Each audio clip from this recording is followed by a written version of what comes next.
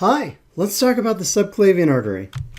In this video, we'll discuss how the parts of the subclavian artery are delimited, we'll identify the major branches from each part of the subclavian artery, and discuss what they supply. We'll also discuss the point at which the subclavian artery becomes the axillary artery. So, as we've discussed previously, the subclavian artery has three parts. So we're looking here at the right subclavian artery, which is originating from the brachiocephalic trunk. The first part runs from the trunk to the medial margin of the anterior scalene muscle. The second part is posterior to the anterior scalene muscle. And the third part runs from that lateral edge of the anterior scalene down to approximately the lateral edge of rib 1. After that, the vessel then becomes the axillary artery, which is conducted through the axilla, or colloquially, the armpit.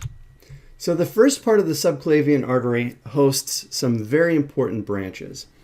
We have ascending the neck, the vertebral artery. This vertebral artery is conducted through the transverse foramina of cervical vertebrae C6 through 1. And then it moves medially.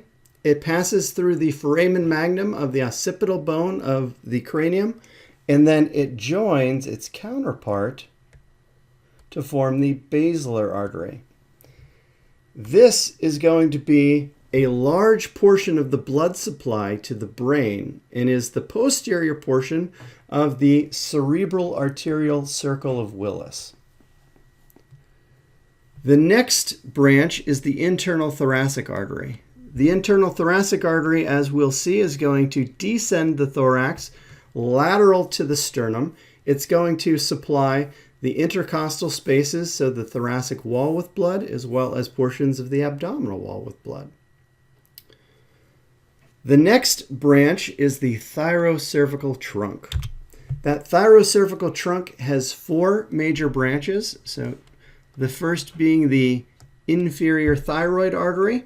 That inferior thyroid artery serves the thyroid gland, is the dominant blood supply to the parathyroid glands, and also gives off the inferior laryngeal artery. Next, we have the ascending cervical artery. The ascending cervical artery serves deep neck muscles such as the anterior scalene muscle with blood. Next, we have the transverse cervical artery. The transverse cervical artery supplies the trapezius muscle of the back with blood. And then finally, we have the suprascapular artery.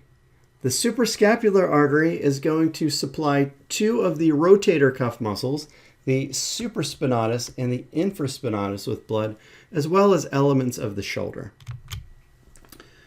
Now we've reflected that anterior scalene away so that we can see a rather posteriorly oriented costocervical trunk. The costocervical trunk has two branches. There's a deep cervical artery, which supplies some of the deep neck muscles with blood, and a highest intercostal, sometimes called the supreme intercostal artery, that supplies the first two intercostal spaces, which are the spaces between the ribs, with blood. Moving on to the third part of the subclavian artery, we have the dorsal scapular artery.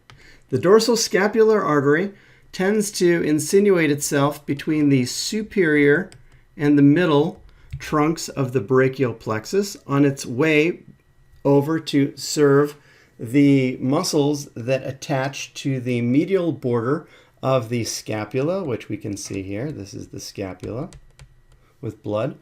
They are the levator scapulae and the rhomboid muscles, minor and major. So that artery descends along this edge here.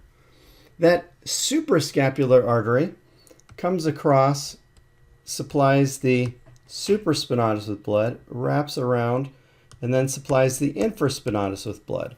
And there can be anastomoses or connections between that suprascapular artery and the dorsal scapular artery, and a circumflex scapular artery that we'll discuss in the MSK sequence.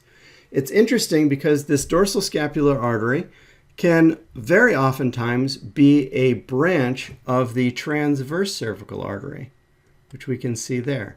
And you can see why that isn't such a problem because of their close proximity in this region. So we've discussed the three parts of the subclavian artery, the first, second, and third, and how we can use the anterior scalene muscle to delimit them. We've discussed how the vessel turns into the axillary artery at that lateral edge of the first rib, and we've discussed the targets of the branches of the parts of the subclavian artery. This is your summary slide. Thank you very much for your time.